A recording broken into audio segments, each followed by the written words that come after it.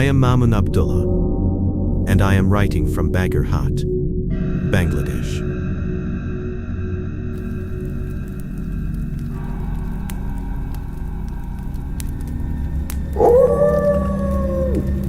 This story dates back to 1966, an eerie chapter in our family history that centers around my father's uncle Maqsood Sheikh. My grandfather Maqsood Sheikh was a village physician, young, courageous, and known for his magnetic presence. People were naturally drawn to his energy. He had the kind of aura that made heads turn and hearts trust. Beyond his medical skills, he had a soul for music. At every major village celebration or gathering, he was either invited to sing or stepped onto the stage by popular demand. But there was one more, lesser-known part of his life. He helped people dealing with possession. Though not deeply religious, he had a strange knack. Some would say a gift. He treated people suffering from spiritual afflictions. When others feared, he stood firm. His reputation spread far, and villagers placed their faith in him. His home sat moderately far from town, isolated by rice paddies. To reach his doorstep, people had to cross muddy fields, navigating narrow paths where frogs croaked and crickets sang into the dusk. One day, a group arrived at his house with a girl for treatment. My grandfather was out, so the family waited. The girl was behaving abnormally, attracting a large crowd. Whispers traveled fast. People murmured tales of curses, spirits, and evil energies. As soon as my grandfather heard what was happening, he rushed back. When he arrived, he found a crowd circling the girl. She was in agony. Her tongue hung unnaturally long, nearly the size of a palm. Her eyes blazed crimson, and her skin was marked by sleeplessness. She was tearing out her hair strand by strand, and it took 3 adult men to try and fail to restrain her. Recognizing the urgency, my grandfather used blessed oil and holy water to stabilize her. This wasn't a cure, it was a first step. He told the family to bring her again the following week, when he would conduct a final spiritual healing session. Days went by, and he returned to his normal routine, but one night, he had a dream. A ghastly female figure emerged, dark, twisted, with piercing red eyes. She warned him, "Stop the session, don't interfere, or face the consequences." He woke up startled, but brushed it off, thinking it was a meaningless nightmare. The next night, my grandmother had a dream of her own.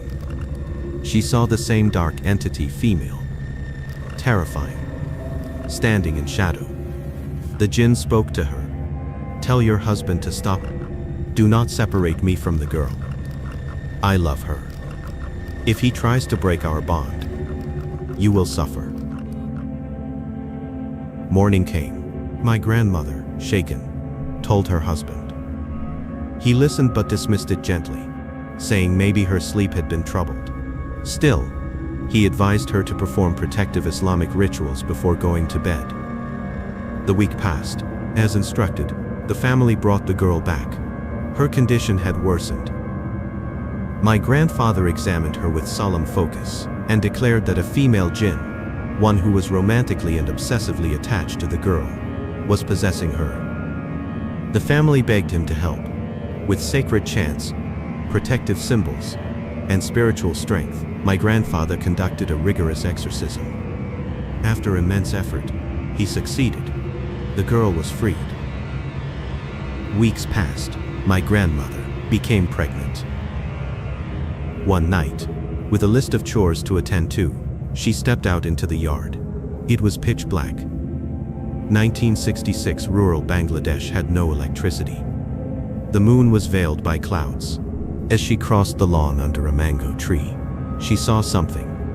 A humanoid figure, standing there, watching her. Its face was completely black. But the eyes, those unforgettable eyes, were glowing red, just like in her dream. Silent, still, intense. She screamed and fainted. When she awoke, she told my grandfather everything. Knowing the gravity of her encounter, he conducted rituals to seal the house spiritually, protecting it from evil entry. It worked, for a time. But then came the birth. On that dark night, when my grandmother delivered the baby, the cries never came. Everyone gathered around. The infant was lifeless. Her eyes, pure red, dislocated. It was as if something otherworldly had touched her soul. Grief gripped the household. The burial was quiet, sorrowful. The village mourned in silence. Everyone was sad after the incident. After the burial process, the next few months went on as usual. One day my grandfather was invited to sing at a performance in the next village. My grandfather was passionate about singing, so he went. Everything went well. After the party ended, it was midnight. Being very brave, he started his journey back home alone, but who knew that night would change his future forever? To reach his home, he had to cross a river. At night he walked along the road toward a small boat terminal. At that time, only one boat and driver were available. He crossed the river easily. After landing, he had to walk a while and also cross a Hindu cremation ground to reach home. Everywhere was silent. He held a torchlight in his hand.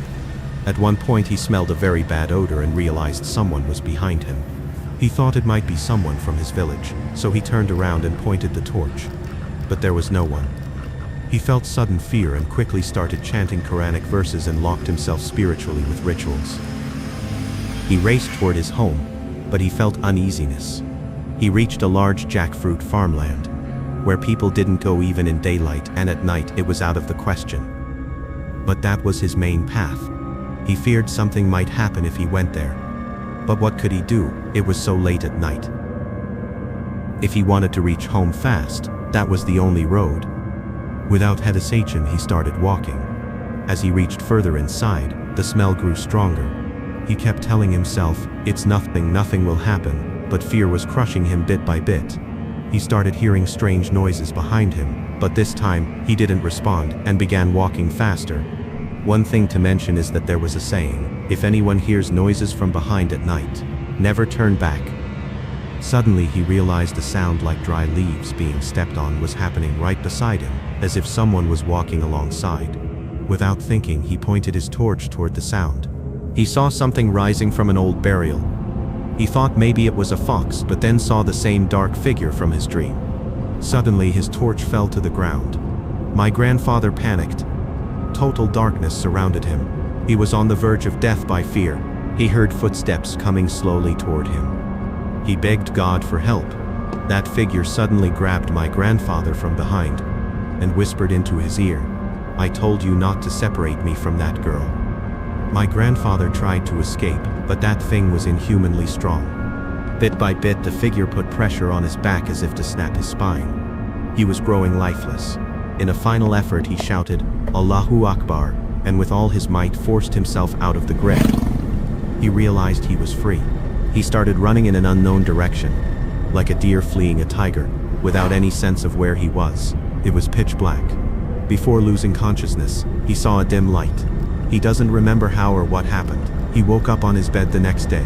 He told everyone in the village what had happened.